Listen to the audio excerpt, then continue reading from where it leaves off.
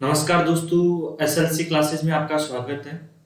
दोस्तों, आज की अपन इस क्लास में अपन बात करेंगे बिहार लाइब्रेरी की आपको किस प्रकार से तैयारी करनी चाहिए, इसका सिलेबस क्या क्या हो सकता है, किस प्रकार से एक एक टॉपिक आपको किस प्रकार से रिवीजन करना है, किस प्रकार से आपको कंसेप्ट क्लियर करना है, एक एक चीज की अपन आज की क्लास में अपन बात करेंगे।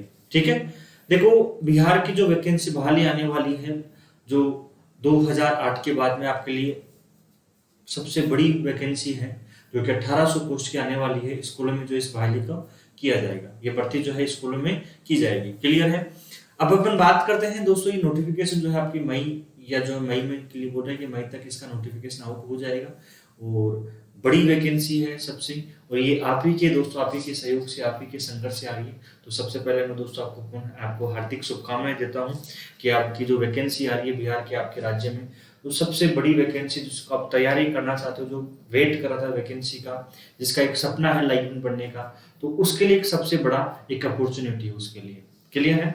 तो यहाँ पर अपन बात करेंगे किस प्रकार से आप तैयारी करोगे, सिलेबस आपका क्या क्या रहेगा। ठीक है, एक एक चीज के अपन कंसेप्ट वाइज अपन बात करेंगे। बिहार लाइब्रेरी के दोस्तों, आप घर बैठे आप तैयारी किस प्रकार से करनी है। कोविड का समय चल रहा है, ऑफलाइन क्लासेस बंद है, ठीक है, और तैयारी करनी है अपन को, जो है अभी से जो तैयारी करोगे आप जाकर, तब जाकर दोस्तों क्या करोगे, आप जाकर आप आराम से एक एक अच्छे मुकाम पर एक अच्छी तैयारी कर पाओगे। ठीक है, इसमें अगर अपन बात करें एसएलसी क्लासेस की अपन बात करें, तो दोस्तों एसएलसी क्लासेस लाइब्रेरी के क्षेत्र की अपन बात करें, लाइब्रेरी में एक जाना माना दोस्तों एक जो है संस्थान है ऑनलाइन डिजिटल प्लेटफॉर्म के ऊपर, और ऑफलाइन में भी दोस्तों जो है जाना माना संस्थान है।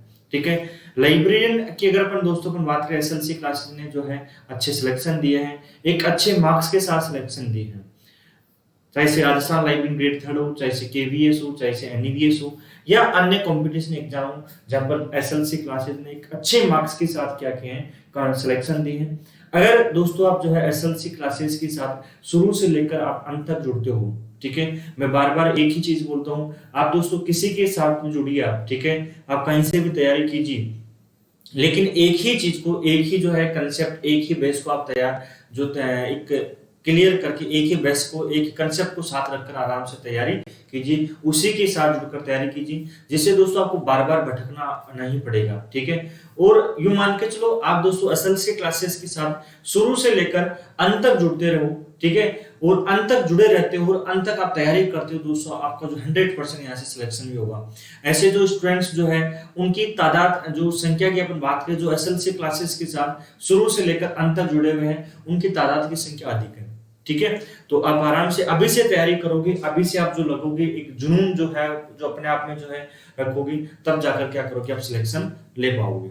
क्लियर है। अगर अपन बात करें एसएलसी क्लासेस पर लाइब्रेरियन की अपन बात करते हैं, तो दोस्तों एसएलसी क्लासेस एप्लीकेशन है, आप इसको गूगल प्ले स्टोर से डाउनलोड कीजिए, यहाँ पर आपकी क्या हो रही है, क्लासेस हो रही है। ठीक है, सिलेबस की अपन बात करते हैं, जो बिहार लाइब्रेरी का दोस्तों क्या क्या सिलेबस हो सकता है, उस सिलेबस की यहाँ पर अपन बात करते हैं। जो कुछ पॉइंट्स है, अभी सिलेबस आपका डिसाइड नहीं हुआ है कि आपके सिलेबस में ये पॉइंट्स आपके 100% आपकी रहेंगी। पुस्तकालय, सूचना विज्ञान पुस्तकालयों का आधार की अपन बात करें, foundation of library information science के बारे में आपके दोस्तों यहाँ से बेसिक क्वेश्चन पूछे जाते हैं कि पुस्तकालय शब्द की उत्पत्ति किस प्रकार से होती है, पुस्तकालय शब्द की उत्पत्ति कौन सी भाषा से होती है, लाइब्रेरी शब्द का सर्वप्रथम प्रयोग कहां पर किया गया, ठीक है, लाइब्रेरी के क्षेत्र में कौन कौन से विद्वान हैं, यहाँ से इस प्रकार से एग्जाम के व्यू कौन से क्वेश्चन पूछा जा सकता है। ठीक है, यहां से आप दोस्तों जो तैयारी कर रहे हो, एक कंसेप्चुअल तैयारी करो, कंसेप्ट बेस्ड तैयारी करो, कोई सा भी आप टॉपिक पढ़ते हो कंसेप्ट वाइज टॉपिक पढ़ो। सपोज करते हैं आप जो टॉपिक पढ़ रहे हो, हाँ, जो है पुस्तकालय सूचना विज्ञान के बारे में, आप लाइब्रेरी के बारे में दोस्तों यहाँ पर आप तैयारी कर रहे हो। क्लियर है, पुस्तकालय के बारे में आप तैयारी करो, तो पुस्तकालयों के बारे में आप तैयारी करो, तो पुस्तकालय शब्द है, इस पुस्तकालय शब्द के बारे में आपको पूरा पता होना चाहिए कि पुस्तकालय शब्द होता क्या है, किसे कहते हैं, ये कितने शब्दों से मिलाकर बना है। तो दोस्तों पुस्तकालय उस स्थान को कहते हैं जहां पर पुस्तकें पाठकों की सेवार्थ भावना के लिए रखी जाती है, वह आपका पुस्तकालय कहलाता है। पुस्तकालय दो शब्दों से मिलाकर बनता है, पुस्तक प्लस आलय। क्लियर है, पुस्तकालय शब्द की उत्पत्ति होती है लैटिन भाषा की लाइबर से होती है। क्लियर है, तो इस प्रकार से आपको एक एक चीज कंसेप्चुअल बेस आपको पता होनी चाहिए, जैसे एग्जाम के व्यू पॉइंट से क्वेश्चन आपसे पूछे जा सकते हैं। ठीक है, इसके अलावा जो पुस्तकालयों के बारे में अगर अपन बात करें, इसके अलावा जो आपके जो है लाइब्रेरी के संबंध में अगर अपन बात करें, आपकी कॉपीराइट क्या होता है, ठीक है, आपकी बौद्धिक संपदा अधिकारों की सुरक्षा किस प्रकार से की जाती है, सेंसरशिप क्या होती है, ठीक है, आपकी library movement in India, Bharat में पुस्तकालय आंदोलन किस प्रकार से होता है, जो कि यहाँ से इस टॉपिक से आपसे क्वेश्चन पूछे जा सकते हैं। देखो लाइब्रेरी मूवमेंट इन इंडिया की अगर अपन बात करें, भारत में पुस्तकालय आंदोलन, यहाँ पर आंदोलन का तात्पर्य नहीं कि भैया जो है एक सत्याग्रह कब होता है, नहीं, पुस्तकालयों के प्रशिक्षण भारत में कब प्रारंभ होता है, पुस्तकालयों के क्षेत्र में सर्वप्रथम प्रयास कब किया गया, इसके बारे में आपसे क्वेश्चन बन के आ सकता है। अगर अपन बात करें लाइब्रेरी मूवमेंट इंडिया की, अगर दोस्तों अपन बात करते हैं, तो भारत में जो पुस्तकालय आंदोलन है वो सर्वप्रथम बड़ौदा राज्य से प्रारंभ होता है, जो कि महाराजा सियाजीराव गायकवाड़ तृतीय के सहयोग से, ठीक है, और यही आगे जाकर भारत में पुस्तकालय आंदोलन के जनक भी कहलाते हैं, जो कि तृतीय है महाराजा सियाजीराव गायकवाड़ तृतीय। और पुस्तकालय विज्ञान के जनक जो है डॉक्टर एस.आर. रंगनाथन, इन्होंने पुस्तकालयों के क्षेत्र में क्या क्या कार्य किया है, कौन कौन से संघों की स्थापना की है, ठीक है, किस प्रकार से इन्होंने पुस्तकालयों का जो है विकास एक दोस्तों एक धरातल से उठाकर एक अच्छे लेवल तक जो लेकर गए हैं, जो वर्तमान स्थिति जो पुस्तकालय में स्थिति है वो डॉक्टर एस.आर. रंगनाथन की प्रयासों से ही है। अपन दोस्तों अपन बात करें, जो डॉक्टर एस.आर. रंगनाथन है, इनका वर्तमान समय में कोई भी स्थान नहीं ले पाया है, ऐसा कोई विद्वान नहीं आया जो इनके पुस्तकालयों के क्षेत्र में दोस्तों इनकी एक कमी भी महसूस होती है, ठीक है। तो यहाँ से इस प्रकार से आपसे क्वेश्चन बेसिक जो क्वेश्चन बन के आपसे पूछी जा सकते हैं। दूसरी जो पुस्तकालय एवं सूचना विज्ञान है, foundation of library information science पुस्तकालयों का आधार है, ये यहाँ पर आपको ज्यादा ऑथेंटिक डेटा देखने के लिए मिलता है। यहाँ पर जो आपको मिलता है वो क्या मिलता है, ऑथेंटिक डेटा कि वर्ष कौन है, प्रारंभकर्ता कौन है, आखिरी कौन है, ठीक है, जो ये ऐसे डेटा आपको मिलता है जो ज्यादा आपको याद करने लायक है। जो पहली यूनिट दोस्तों ये है, इसमें ऑथेंटिक डेटा मिलता है। आप जो विभिन्न गाइड्स में पढ़ते हो तो लगभग गाइड्स में आपको मिसमैच मिलता है, जबकि एसएलसी क्लासेस के माध्यम से आप तैयारी करोगे दोस्तों, यहाँ पर एक सिस्टमेटिक तैयारी आपको करवाई जाएगी, ठीक है, और यहाँ पर जो डेटा जो मिलेगा आपको ऑथेंटिक डेटा आपको मिलता है। क्लियर है। इसके बाद बात करते हैं सार्वजनिक पुस्तकालय संघ। देखो सार्वजनिक पुस्तकालय संघ की बात करें, क्योंकि पुस्तकालय जो है एक किसके और किसको समर्पित होते हैं, सार्वजनिक जनता के लिए समर्पित होते हैं कि किस सार्वजनिक पुस्तकालय कोई भी पाठक आकर प्रयोग कर सकता है। तो भारत में सार्वजनिक पुस्तकालय संघ है, किस प्रकार से कार्य करें, कौन कौन संघ कार्य करें, जैसे अपन बात करें एग्जाम्पल के तौर पर, उदाहरण के तौर पर बात करते हैं भारतीय पुस्तकालय संघ, इंडियन लाइब्रेरी एसोसिएशन। तो देखो इंडियन लाइब्रेरी एसोसिएशन जो है एक राष्ट्रीय स्तर पर पुस्तकालय संघ है, जिसकी स्थापना 1933 में कलकत्ता में होती है, ठीक है। तो इसके बारे में आपसे जो क्वेश्चंस आपसे पूछे जा सकते हैं, और एक इंपॉर्टेंट टॉपिक भी है, क्योंकि यहाँ से जो है कोई भी अपन बात करें किसी भी वनडे कॉम्पिटिटिव एग्जाम की अपन बात करते हैं तो यहाँ से आपसे क्वेश्चन पूछे जाते हैं। इसके अलावा ट्रिपल आर अलग हो गया, जो राजा राम मोहन राय पुस्तकालय संघ हो गया, जिसकी स्थापना 1972 में होती है, आपकी कलकत्ता में होती है, ठीक है। तो ये जो है राजा राम मोहन राय पुस्तकालय संघ, ये भी सार्वजनिक पुस्तकालयों के लिए कार्य करता है, और जिस राज्य में सार्वजनिक पुस्तकालय की स्थापना नहीं वहां पर स्थापना करवाना, ठीक है, जिन पुस्तकालयों को जो है वित्त की आवश्यकता है वहां पर वित्त प्रदान करना, इसके प्रमुख ये कार्य है। इसके बारे में आपसे बेसिक कंसेप्ट से लेकर आपके जहां तक एग्जाम के लेवल तक आपके क्वेश्चन बन सकते हैं वहां पर क्वेश्चन बनता है। इसका जो ट्रिपल आर है, ये भारत में सार्वजनिक पुस्तकालयों के लिए इनका अहम योगदान भी है, ठीक है। तो इसके अलावा आपसे सार्वजनिक पुस्तकालय संघ जरूरी नहीं आपसे भारत से पूछे, आपके अंतरराष्ट्रीय स्तर भी आते हैं। जैसे अपन बात करें भारत की दोस्तों, अगर अपन बात करें तो भारत में आपकी ILA आ गया, ठीक है, आपके ट्रिपल आर आ गया, क्लियर है। इसके अलावा अगर अपन बात करें आपसे अंतरराष्ट्रीय स्तर पर आपकी IFLA आ जाता है, ठीक है, आपकी यूनेस्को आ जाता है, क्लियर है। तो ये अंतरराष्ट्रीय स्तर पर क्या है, पुस्तकालय संघ जो पब्लिक लाइब्रेरीज के लिए क्या करते हैं, कार्य करते हैं, स्थापना करते हैं। जिस राज्य में जिस देश में सार्वजनिक पुस्तकालयों की पब्लिक लाइब्रेरीज की स्थापना नहीं हुई वहां पर स्थापना करवाना, वित्त प्रदान करना, पुस्तकें प्रदान करना, ये सभी जो इनके कार्य है। वो किस प्रकार से कार्य करते हैं, इनकी स्थापना किस प्रकार से होती है, वर्तमान में डायरेक्टर जनरल कौन है, चेयरमैन कौन है, किस एक्ट के तहत इसकी स्थापना होती है, जो इनकी वर्तमान में की पब्लिकेशन कौन कौन से, यहाँ से इस प्रकार से आपसे क्वेश्चन पूछे जा सकते हैं। क्लियर है। तो ये जो सार्वजनिक पुस्तकालय से यहाँ से आपकी जो बिहार लाइब्रेरी का एग्जाम होने वाला है, जो कि बिहार की, क्योंकि दोस्तों बिहार लाइब्रेरी का जो एग्जाम आपका स्टेट लेवल का एग्जाम हो रहा है, तो यहाँ पर थोड़ा स्टेट लेवल का दोस्तों आपका जो है रहेगा। स्टेट लेवल की हम बात करें कि बिहार में जो सार्वजनिक पुस्तकालय कौन कौन से हैं, जैसे खुदा बख्श ओरिएंटल पब्लिक लाइब्रेरी की हम बात करते हैं, तो बिहार के सार्वजनिक पुस्तकालयों के क्षेत्र में अहम जो है इनका योगदान है इस पुस्तकालय में, ठीक है। और इसके अलावा आपके सचिदानंद पुस्तकालय हो गया, कि ठीक है, डिलीवरी ऑफ बुक्स करके थे भारत में, बिहार पुस्तकालय में कौन कौन से पुस्तकालय कर रहे हैं। बिहार सार्वजनिक पुस्तकालय अधिनियम के बारे में आपसे क्वेश्चन यहाँ से पूछा जा सकता है। बिहार सार्वजनिक पुस्तकालय अधिनियम दोस्तों जो है बिहार में 2008 में आपकी बिहार सरकार के द्वारा पारित किया गया, और इसमें जो संशोधन होता है 2012 में क्या होता है आपकी इसमें एक्ट में संशोधन भी किया जाता है। सब जो वेटेज रहेगा दोस्तों, जो आपके जो पुस्तकालय सूचना विज्ञान है बिहार की पुस्तकालय का वेटेज रहेगा कम से कम 4 से 5 क्वेश्चन आपके बिहार की जो सार्वजनिक पुस्तकालय पब्लिक लाइब्रेरीज इनके बारे में आपसे पूछा जाएगा। इसके बाद में आती है वर्किंग पद्धतियां, जो कि अगर अपन बात करें वर्किंग पद्धतियों की, अगर दोस्तों अपन बात करें जैसे कॉलम क्लासिफिकेशन हो जाती है आपसे, जो क्वेश्चन यहाँ से बन के आता है। ठीक है, ये एक प्रकार की वर्किंग पद्धति है जो कि पुस्तकालय में दोस्तों यहाँ पर इनको पुस्तकों को कृत्रिम संख्या प्रदान की जाती है इनके माध्यम से। इसके अलावा अगर अपन बात करें जो आपकी डीडी डेसिमल क्लासिफिकेशन हो जाती है, जिसको अपन क्या बोल सकते हैं, डीडीसी अपन कह सकते हैं। तो ये भी दोस्तों क्या है आपकी जो वर्गीकरण पद्धति है। इसके अलावा अगर अपन बात करें जो आपसे एग्जाम में जो है आपके सिलेबस में मिलती है यूडीसी, यूनिवर्सल डेसिमल क्लासिफिकेशन आपको मिलती है। तो यहाँ से दोस्तों जो है बेसिक जो इंपॉर्टेंट जो वर्गीकरण पद्धतियां हैं, और ये मान के चलो 10 से 15 क्वेश्चन यहाँ से जो है बनके आपसे इन तीन पद्धतियों से आपसे बनके पूछे जाते हैं। क्लियर है, ये क्या है वर्गीकरण पद्धतियां हैं। कॉलम क्लासिफिकेशन की अपन बात करें जैसे दोस्तों ये 1933 में आती है डॉक्टर एस आर रमन के द्वारा। डेविड डेसिमल क्लासिफिकेशन आपकी 1876 में आती है, और आपकी जो यूडीसी है ये 1905 में आपकी पॉल आउटलेट एंड हेनरी लाफोंटेन के द्वारा इसका निर्माण किया जाता है। यूडीसी को दोस्तों अपन जो है डीडीसी का संक्षिप्त संस्करण भी कहते हैं। ठीक है, तो ये बेसिक जो है आपके तीन आपके प्रमुख वर्गीकरण पद्धतियां हैं जो आपके सिलेबस में है, और यहाँ से क्वेश्चन बन के आ सकते हैं, आते भी हैं लगभग 10 से 15 क्वेश्चन आपसे यहाँ से पूछे सीधे सीधे क्वेश्चन बन के आपसे पूछे जाएंगे। कॉलम क्लास में कितने संस्करण आ चुके हैं, इसके जो है वर्तमान में जो कौन सा संस्करण आया है, जो कॉलम क्लासिफिकेशन जो है ये प्रथम संस्करण में कितने पेज थे, कुल पेज कितने थे, वर्तमान में जो है आपका कौन सा एडिशन है। इसमें कॉलम क्लास में जो आप सिलेबस में आपको जो एडिशन मिलता है दोस्तों वो 6th रीप्रिंट एडिशन मिलता है। आपको जो सिलेबस में आपको जो एडिशन मिलता है दोस्तों वह कौन सा मिलता है, 6th रीप्रिंट एडिशन, जो कि 6th रीप्रिंट एडिशन देखो अपन बात करते हैं 1963 में आता है। अगर अपन बात करें 6th एडिशन की अपन बात करें तो छठा एडिशन आता है, तो 6th एडिशन तो आता है 1960 में, और अपन बात करें 6th रीप्रिंट का मतलब छठा पुनः मुद्रित संस्करण दोस्तों जो आता है 1963 में आता है। इस आपका सिलेबस में ये पूरा आपको यही संस्करण आपको मिलता है जो पढ़ने के लिए आपको।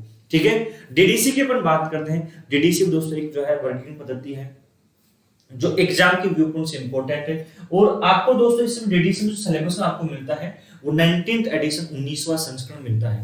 19th एडिशन 19वां संस्करण जो 1979 में आता है, बेंजामिन कस्टर के द्वारा जो इसका निर्माण जो इसके संपादक रहते हैं, जो कि इंपॉर्टेंट है। पूरे आपको जो एग्जाम में आपसे जो क्वेश्चन पूछे जाएंगे डीडीसी के 19वें संस्करण के अनुसार पूछे जाते हैं। डीडीसी के वर्तमान समय में दोस्तों 23 संस्करण आ चुके हैं।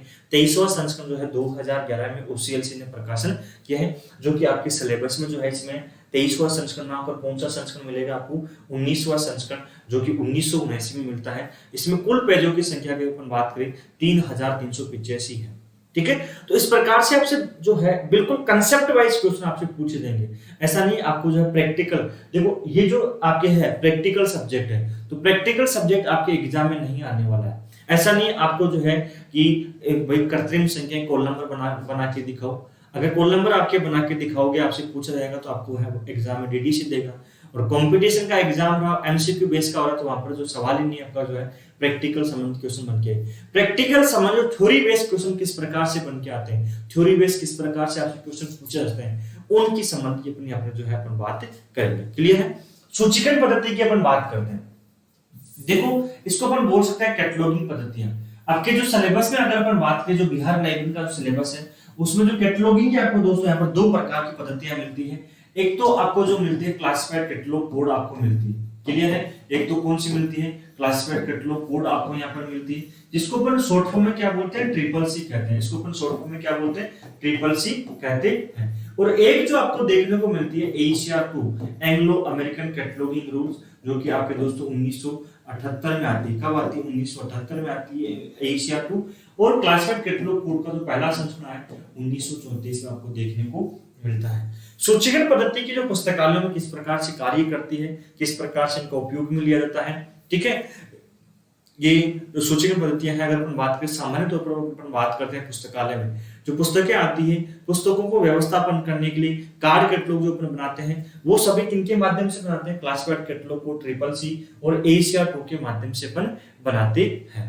ठीक है, क्लासिफाइड कैटलॉग कोड से आपसे जो दोस्तों जो है ये भारत की सूचीकरण पद्धति है, जो ट्रिपल सी है ये भारत की है, जो कि डॉक्टर SR रंगनाथन के द्वारा इसका निर्माण किया जाता है। क्लियर है?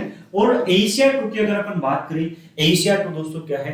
अंतरराष्ट्रीय स्तर पर सूचीकरण पद्धति है। ठीक है, जो कि इसके दोस्तों दो संस्करण ACR1 जो है आपकी 1967 में और ACR2 जो आती है वह 1978 में आती है, जो देखने के लिए मिलती है। यहाँ से किस प्रकार से यहाँ पर प्रविष्टियां बनाई जाती है, कितने प्रकार के कार्ड कैटलॉग बनते हैं, कितने प्रकार की प्रविष्टियां बनती है। अगर ट्रिपल सी में अपन बात करें, प्रविष्टियों के दो प्रकार, जो प्रविष्टियों के प्रकार होते हैं, टाइप्स ऑफ एंट्रीज दो प्रकार के होते हैं। ACR2 में जो टाइप्स ऑफ एंट्रीज की अगर दोस्तों अपन बात करें तो इसमें 3 प्रकार के होते हैं। तो बिल्कुल आपसे यहाँ से क्वेश्चन पूछे जा सकते हैं, जो क्वेश्चन बेसिक जो क्वेश्चन हैं वो आपकी इंपॉर्टेंट है और सिलेबस में दोस्तों यहाँ से क्वेश्चन पूछे जाएंगे, जो कि यहाँ से 10 से 15 क्वेश्चन का दोनों पद्धतियों से आपसे वेटेज रखता है। रिपीट करता हूँ, यहाँ पर जो क्वेश्चन जो आपका जो पूछे जाते हैं, जो वेटेज होता है 10 से 15 क्वेश्चन का वेटेज रहता है। ठीक है, जो मान के चलो जो ये आपके सामने जो पॉइंट्स है, जो सिलेबस है, इनमें से 100 क्वेश्चंस का आपका जो वेटेज रहेगा। और जो SLC क्लासेस जिन्हें ऑनलाइन क्लासेस स्टार्ट किए, यकीन मान के चलिए दोस्तों 100 क्वेश्चंस में एक भी क्वेश्चन बाहर नहीं जाएगा। SLC क्लासेस दोस्तों SLC क्लासेस नहीं कहती है, ये स्टूडेंट्स का सिलेक्शन कहता है। स्टूडेंट जो तैयारी करते हैं SLC क्लासेस के साथ जुड़कर, वो कहते हैं कि भैया SLC क्लासेस जो है बिल्कुल एक शानदार तरीके से लेवल से तैयारी करवाती है। क्लियर? पुस्तकालय प्रबंध, लाइब्रेरी मैनेजमेंट। देखो, लाइब्रेरी मैनेजमेंट एक तो जो है केवल प्रबंध की बात करें, मैनेजमेंट की बात करें, जो प्रबंध शब्द है इसके बारे में आपसे क्वेश्चन बन के पूछा जा सकता है। ठीक है, कि प्रबंध क्या है, आपके MBO क्या होता है, TQM क्या होता है। ठीक है, जो पोस्ट कोड शब्द किसके द्वारा दिया गया, वैज्ञानिक प्रबंध के जनक कौन है, शास्त्रीय विचारधारा के जनक कौन है, जो इंपॉर्टेंट क्वेश्चन दोस्तों आपसे पूछे जाते हैं। एक होता है आपका लाइब्रेरी मैनेजमेंट, कि पुस्तकालयों में प्रबंध किस प्रकार से किया जाएगा, किस किस विभाग में कौन से कर्मचारी होंगे, कौन कौन सी विभागों का क्या क्या कार्य रहेगा, वो सभी दोस्तों आपके लाइब्रेरी मैनेजमेंट में आपको देखने की मिलता है। ठीक है, पुस्तकालय के विभिन्न विभाग, पुस्तकालय के विभिन्न विभाग। देखो, लाइब्रेरी के जो विभिन्न सेक्शन अपन कह सकते हैं, विभिन्न विभाग, जो विभिन्न विभागों, जो जैसे अपन बात करी आपके अर्जन विभाग हो गया, अर्जन विभाग का कार्य क्या होता है।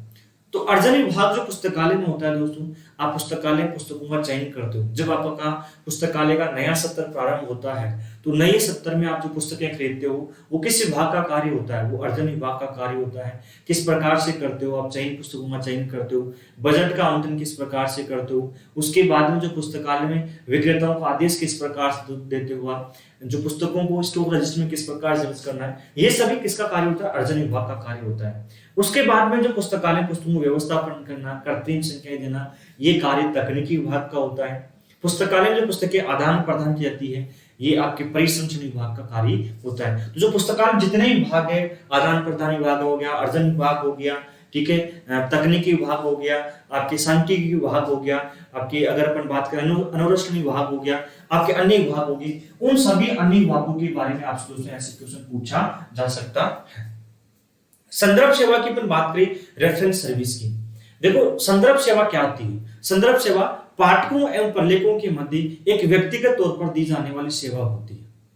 पुस्तकालय में कोई पाठक आया, किसी प्रकार की कोई पाठक आकर किसी प्रकार की सूचना की मांग करता है और जो संदर्भ पुस्तकालय अध्यक्ष उस पाठक की सूचना की पूर्ति करता है, तो वह क्या कहलाती है? आपकी संदर्भ सेवा कहलाती है, रेफरेंस सर्विस कहलाती है। ये सबसे दोस्तों इंपॉर्टेंट टॉपिक है, ये समझने लायक टॉपिक है, यहाँ पर कोई डेटा आपको मिलता नहीं है। ठीक है, और लगभग जो संदर्भ सेवा और सूचना सोर्स है दोस्तों, लगभग आपका जो क्वेश्चंस का रहता है, वेटेज रहता है, वो 20 क्वेश्चंस का, 20 क्वेश्चंस का यहाँ पर आपका वेटेज होता है।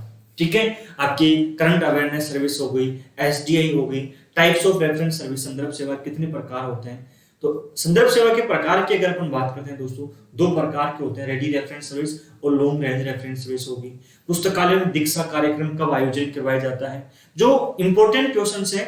और ये ऐसा टॉपिक है दोस्तों, अगर आपने इस टॉपिक को समझोगे, आपने कंसेप्ट क्लियर कर लिया कि ये जो क्या टॉपिक कहना क्या चाह रहा है, तो ये मान के चलो यहाँ से क्वेश्चन कहीं भी आपका गलत नहीं होगा।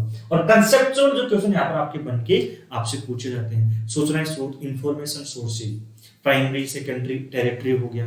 ठीक है, तो प्राइमरी सोर्सेज में क्या आते हैं, सेकेंडरी जो सोर्सेज में क्या आते हैं, टेरिटरी सोर्सेज में क्या आते हैं। इस प्रकार से आपके सूचना स्रोत से भी आपके क्वेश्चन पूछे जाते हैं।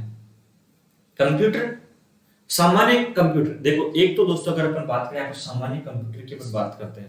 कंप्यूटर दोस्तों हमेशा दोस्तों चाहे से अपन किसी भी कंपटीशन की अपन बात कर ले, आपके बिहार लाइब्रेरी की अपन बात करें तो दोस्तों कंप्यूटर का एक सबसे बड़ा अहम महत्वपूर्ण टॉपिक है। और लगभग दोस्तों ये 10 क्वेश्चन आपके कैरी, लगभग जो है 10 क्वेश्चन आपके एग्जाम में कैरी करता है। ठीक है, 10 क्वेश्चन आपका ये एग्जाम में कैरी करता है।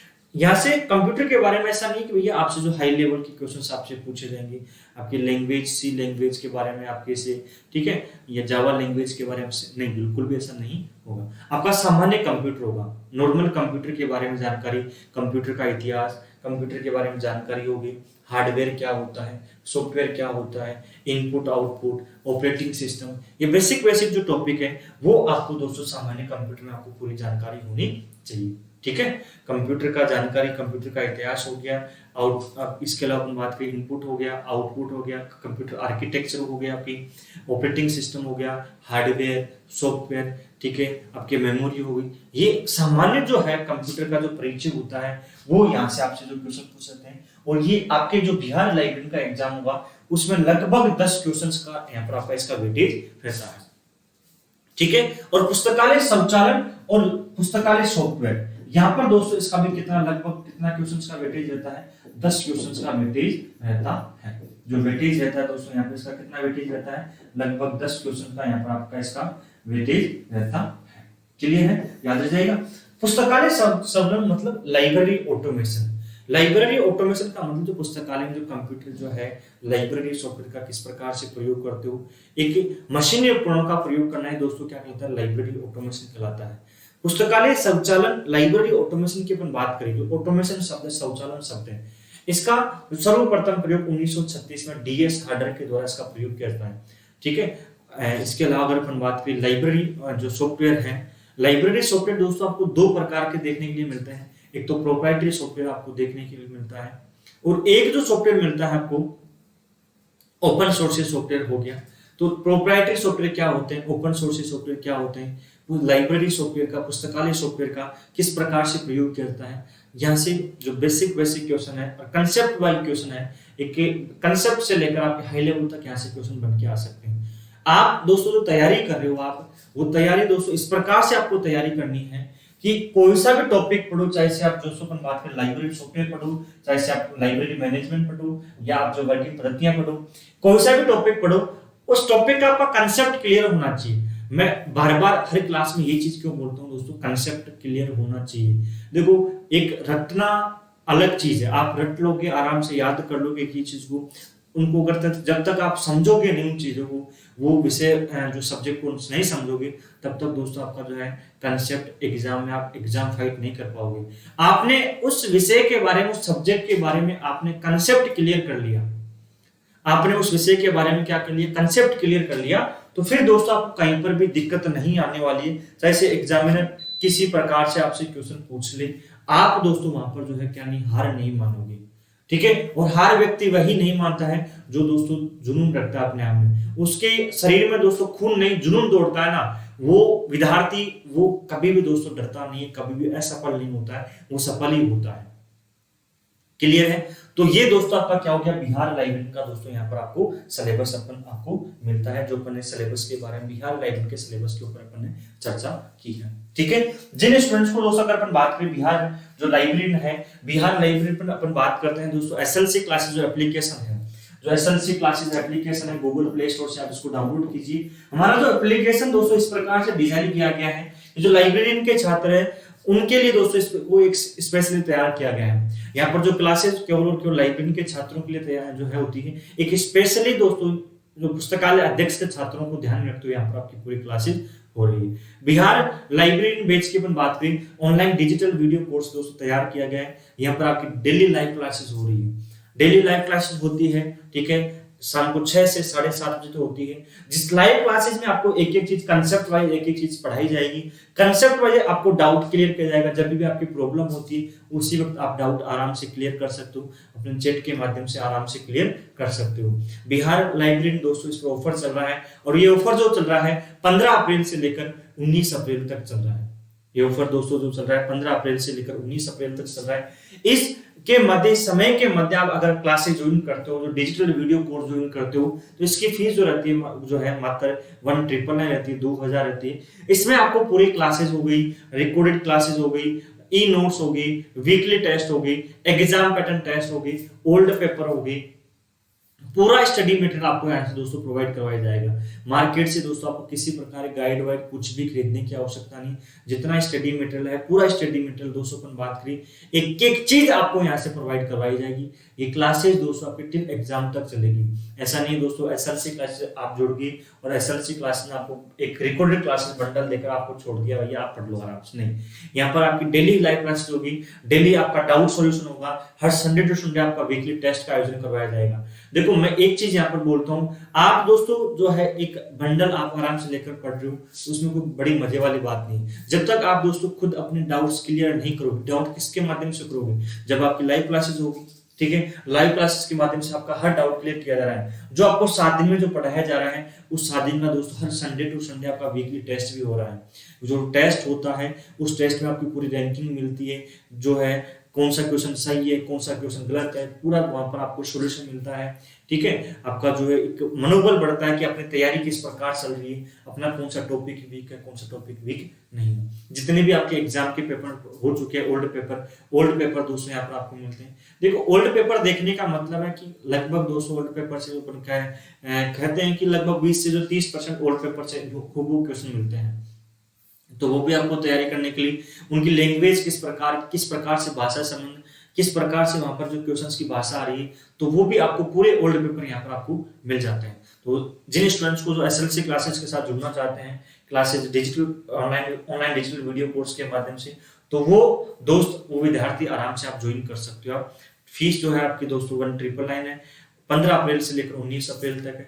आपको दोस्तों कोई किसी प्रकार का डाउट होता है, किसी प्रकार को मेरे से जुड़ना है, मेरे से जो आपके कोई भी डाउट है को क्लियर करना है, तो आप दोस्तों एसएलसी क्लास का एप्लीकेशन डाउनलोड कीजिए। वहां पर चैट का ऑप्शन मिलता है, उस चैट के ऑप्शन के माध्यम से आप कोई भी जो डाउट है, कोई भी आपके डाउट है, कोई क्वेश्चन समझ में नहीं आ रहा है, वो आराम से अपने डाउट यहाँ पर क्लियर कर सकते हो। मैं जो है 24/7 आवर्स यहाँ पर आपको रिप्लाई करूंगा। इसके अलावा दोस्तों आप कोई भी इंक्वायरी करनी कोर्स के बारे में, आपके स्क्रीन के सामने नंबर है, इस नंबर पे आप आराम से फोन करके आप जानकारी मांग सकते हो, ठीक है। तो मिलते हैं दोस्तों, अलविदा आपसे, मिलते हैं अगली क्लास में। तब तक के लिए धन्यवाद दोस्तों, जय हिंद, जय भारत।